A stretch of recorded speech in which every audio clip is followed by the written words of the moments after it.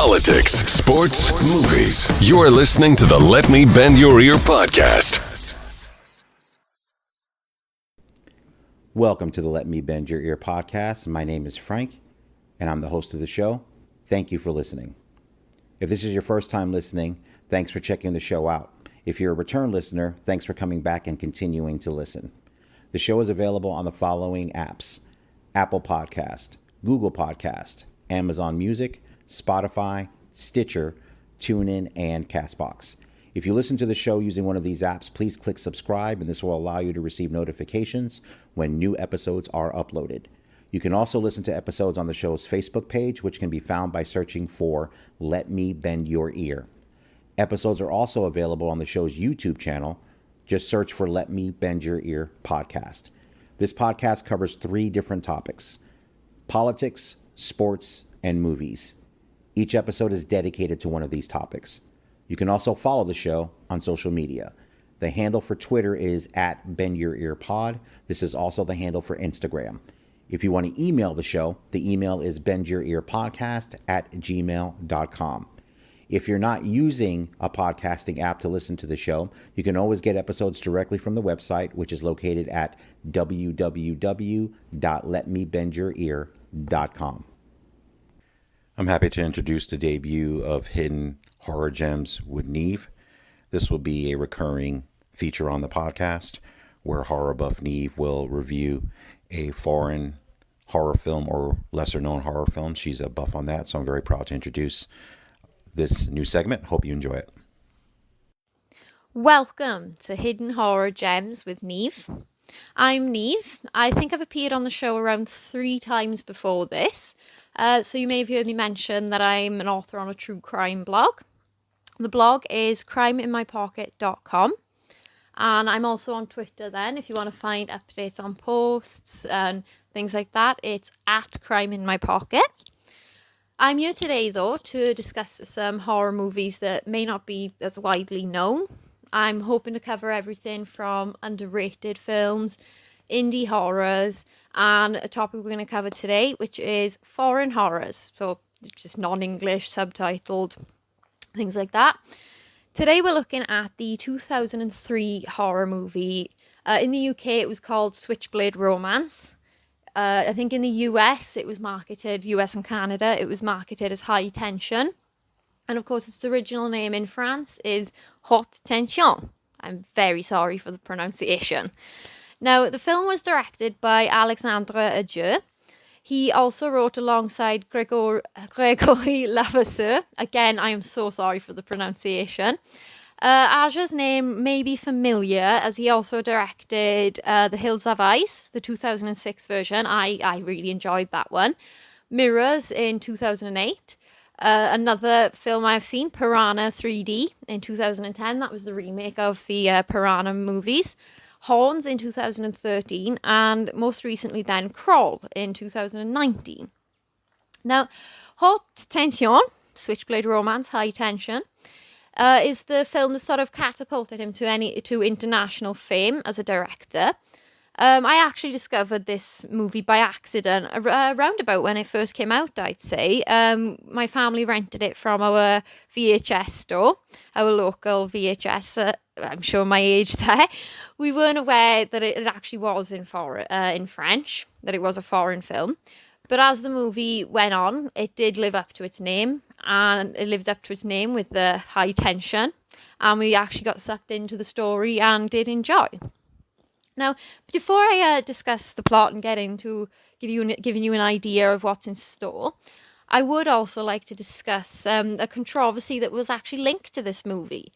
Now, it was first shown outside of France at the 2003 Toronto International Film Festival.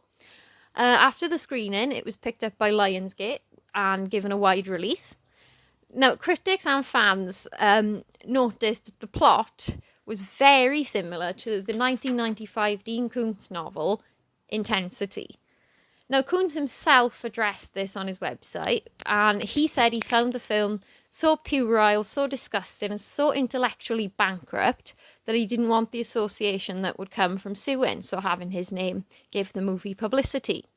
Now, I've never read the Dean Koontz novel. I did look at the plot up while putting this together, and it does bear a big similarity. It is very similar to the novel, so I will agree with him there.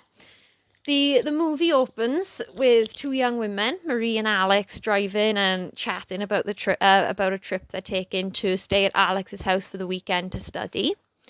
They arrive at the family home. It's a farm just in the middle of nowhere, a very rural area.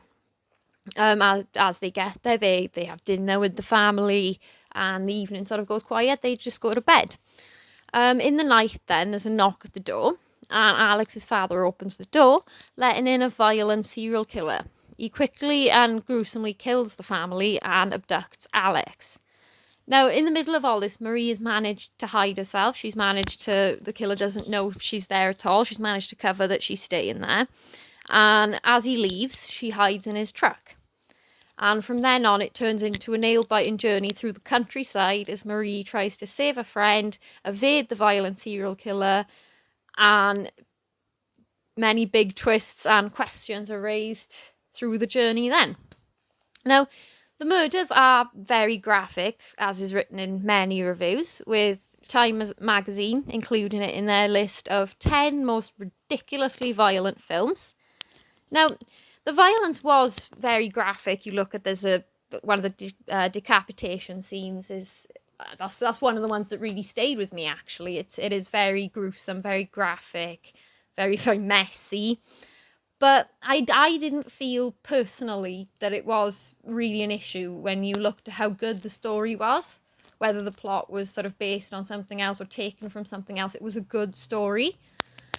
And it could have been over the top. The violence was over the top. But with the building of the tension as he moves from victim to victim, as Marie tries to hide, and the story builds up to reveal, the big ending, I feel it was enough to sort of distract and not really bother me that it was that violent. Now, to see this movie, it is a really hard one to find. I found it on Amazon UK, I think, to rent or buy. I'm assuming it's the same for the US. I, however, had to raid through my teenage horror collection to find the DVD.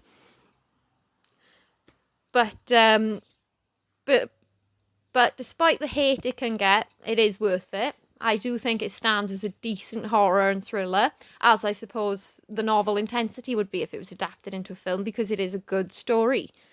And it is definitely worth the 95 minutes of your time. So I think when we get now that we're on to the rating, I think just for the tension, for the build-up, for the fact I did enjoy the story, I'm going to give this film a 3 out of 5. It's over half, but I don't think the film is strong enough to warrant any more of a rating.